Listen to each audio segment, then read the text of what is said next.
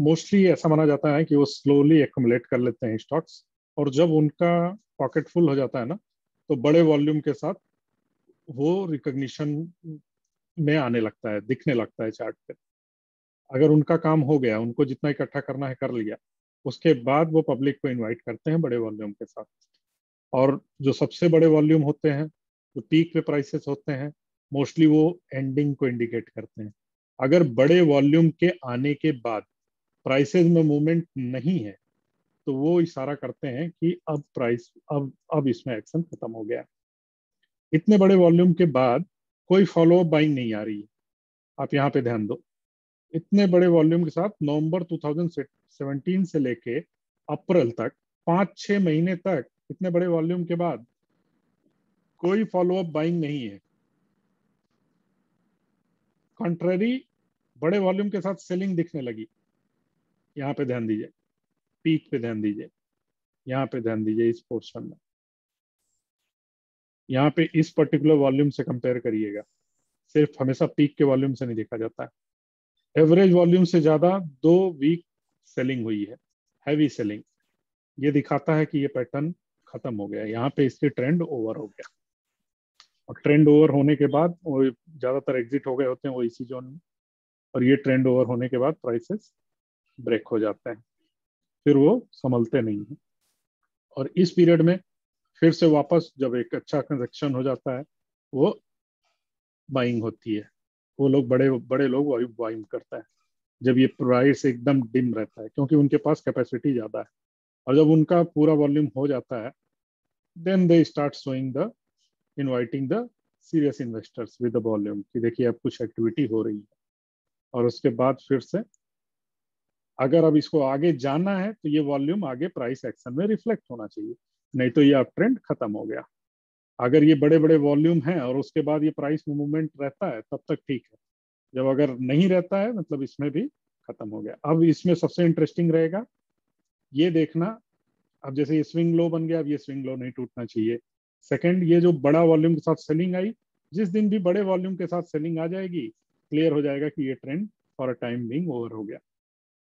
अभी तक तो ऐसा नहीं दिख रहा है। डाउन ट्रेंड लो वॉल्यूम के साथ आ रहे हैं, देखिए ये देखिए, डाउन ट्रेंड लो वॉल्यूम के साथ है, एवरेज से लो है। और अप ट्रेंड एवरेज से हाई वॉल्यूम के साथ आ रहे हैं। तो अभी तक तो ये ट्रेंड अप ट्रेंड ही चल रहा है। तो ऐसा ज्यादातर स्टॉक्स में आपको ऐसे ही देखने को मिलेगा। जब टॉप आता है, टॉप बन जाता है, और वॉल्यूम न दिखे आपको, बाइंग का फोर्स न दिखे, तो आप समझ जाओ कि ये ट्रेंड खत्म हो रहा है।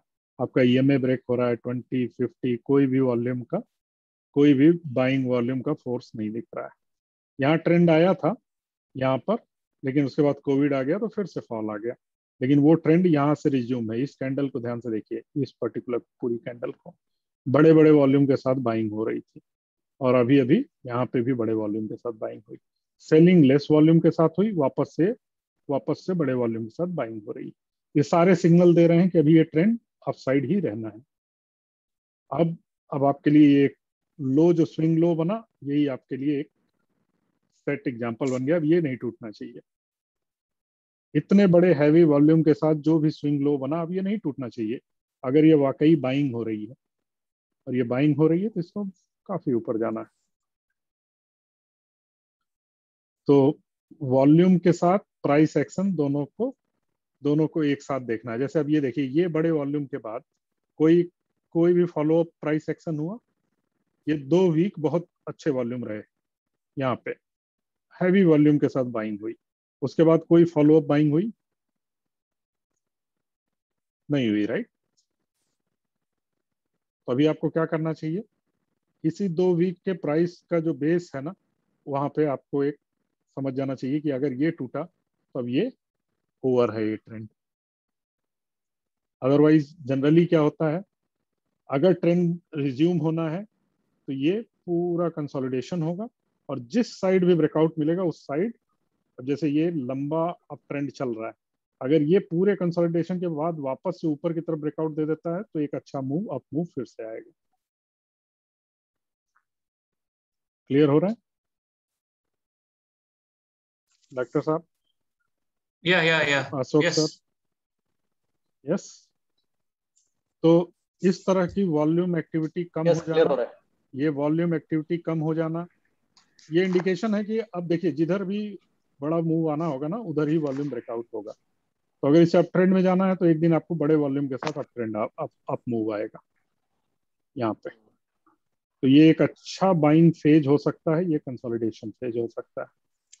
अब अगर ये स्विंग लो बना, इसके नीचे चला जाता है, ये स्विंग लो बना विद बिगर वॉल्यूम गिर जाता है आपको, तो ये क्लियरिटी क्या देगा कि ये ट्रेंड जो है यहाँ पे चिपका दिया है रिटेलर्स को। लेकिन इस तरह का जो अभी अभी तक का जो ट्रेंड दिख रहा है उसके हिसाब से ऐसा लग रहा है ये कंसोलिडेशन है। इस कंसोलिडेशन के बाद एक बिगर अप मूव आ सकता है। और ये जिस दिन ये 140 150 के ऊपर जाएगा, 145 146 के ऊपर, अगर वहां पे वॉल्यूम थोड़ा भी सपोर्ट किया, एक बड़ी कैंडल मिली एवरेज से डबल वॉल्यूम के, तो वो फिर अप ट्रेंड बहुत अच्छा रिज्यूम हो सकता है इस स्टॉक में। तो इसी तरीके से वॉल्यूम पे नजर रखनी है आपको। और इतने वॉल्यूम के साथ कभी ट्रेड नहीं हुआ है, राइट, हिस्ट्री में। Have a look, have a नहीं लुक। हुआ है। करेक्ट तो करेक्ट अगर करेक्ट। इतने वॉल्यूम के बाद एक कंसोलिडेशन के बाद ऊपर की तरफ मूव आता है तो कितने बड़े मूव आ सकते हैं आप इमेजिन करिए। अब ये इतने बड़े वॉल्यूम के साथ रिटेलर तो नहीं बाई कर रहे हैं, राइट। इसका एवरेज वॉल्यूम ही डबल हो गया है। अगर 2020 का एवरेज वॉल्यूम देखेंगे तो एवरेज वॉल्यूम हुआ करता था रफली 69 70 मिलियन के आसपास का एवरेज वॉल्यूम है। आज एवरेज वॉल्यूम ही पहुंच गया है 175 मिलियन, डबल हो गया है एवरेज और वॉल्यूम ही प्रीवियस हो गया। प्रीवियस हाई को भी ब्रेक कर रही है, रेजिस्टेंस को प्रीवियस तो ये भी हो सकता है बिकॉज 2018।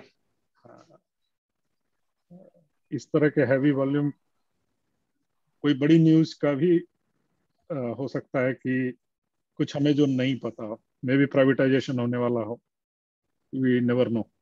हो सकता है ये कोई बहुत बड़े रिटेल, बहुत बड़े इन्वेस्टर्स जो है पूरा पिक कर रहे हैं।